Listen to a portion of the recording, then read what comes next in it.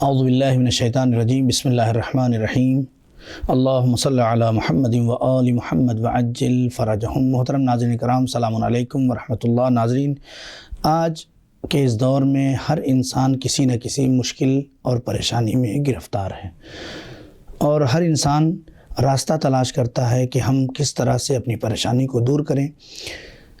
آئیے اس ویڈیو میں آپ کو ایک آیت اللہ کی زبانی کہ اگر ہمارے اوپر مشکلوں کا سیلاب آ جائے تو ہم اپنی مشکلوں کو کیسے دور کریں۔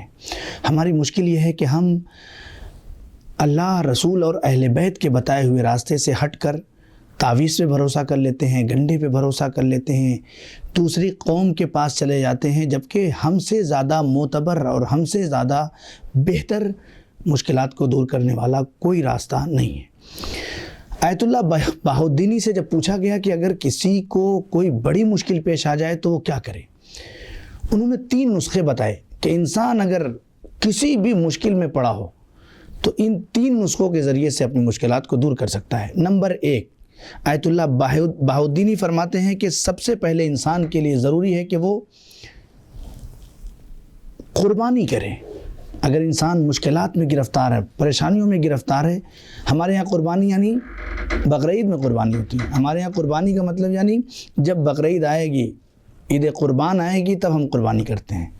جبکہ ہمارے یہاں بہت ساری روایتیں ہیں کہ جب کسی بڑی مشکل میں گرفتار ہو تو قربانی کرو، اور قربانی کر کے گوشت کو خود نہ کھا جاؤ بلکہ اسے مستحق تک پہنچاؤ۔ جن کے گھروں میں گوشت نہیں پہنچ رہا ہے، جن کے ہاں کھانے پینے کے اچھے ساز و سامان نہیں ہیں، ان تک پہنچاؤ۔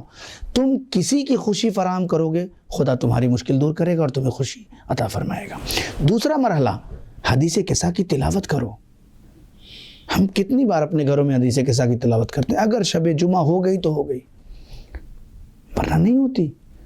خود نبی کریم فرماتے ہیں کہ جو شخص اپنے گھر میں حدیث قصہ کی تلاوت کرتا ہے اس کے یہاں کوئی ہم نہیں ہوگا، کوئی غم نہیں ہوگا۔ حدیث کی روایت ہے، یہ حدیث کے الفاظ ہیں، یہ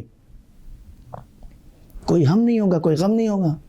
یہاں تک کہ ہے کہ جب تک کہ لوگ وہاں سے ہٹ نہیں جائیں گے، خداوند عالم ان پر رحمتوں کا نزول کرے گا۔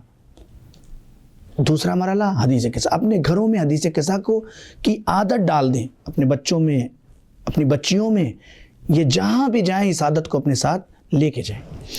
تیسرا مرحلہ کہ اگر بڑی مشکل میں گرفتار ہو گئے، پریشانی میں گرفتار ہو گئے تو 14,000 مرتبہ صلوات پڑھیں۔ کوشش کریں، ہمیں کچھ کرنا پڑے گا اپنی مشکلات کو دور کرنے کے لیے۔ دنیا میں اگر تعویذ اور گنڈوں سے، وہ تعویذ اور وہ دعائیں معصور جو اہل بیت سے منسوب ہیں اس کی بات نہیں کرتا۔ میرے جیسا مولوی اگر تعویذ سے پیسہ آتا تو سب سے پہلے اپنے گلے میں تعویذ پہن لیتا۔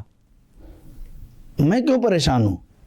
دینے والا کیوں پریشان ہے تعویذ؟ اگر تعویذ اتنی اثر انداز ہے، نہیں، وہی راستے صحیح ہیں جو اہل بیت نے بتائے ہیں، وہی راستے صحیح ہیں جو اللہ نے ہمیں مشخص کیے ہیں، وہی راستے صحیح ہیں جو ہمارے علماء نے تمام احادیث اور روایت کو ڈھونڈ کے اور تلاش کر کے اپنے چاہنے والوں کے حوالے کیے ہیں۔ تو 3 ایسے راستے ہیں جو انسان کو مشکلوں سے دور کر سکتے ہیں۔ نمبر 1، انسان قربانی کرے اگر پریشان ہے تو، اور گوشت کو فقراء اور مساکین میں تقسیم کرے۔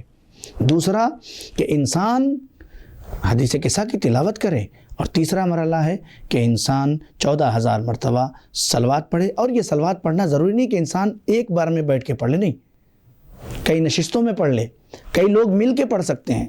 نیت کرے کہ اگر یہ کام ہمارا ہو گیا اور یہ مشکل ہماری دور ہو گئی تو ہم 14,000 مرتبہ صلوات پڑھیں گے۔ دیکھیں ان اوراد، ان ورد کا کتنا اثر ہے، انشاءاللہ ہماری زندگی میں نظر آئے گا۔ والسلام علیکم ورحمۃ اللہ وبرکاتہ۔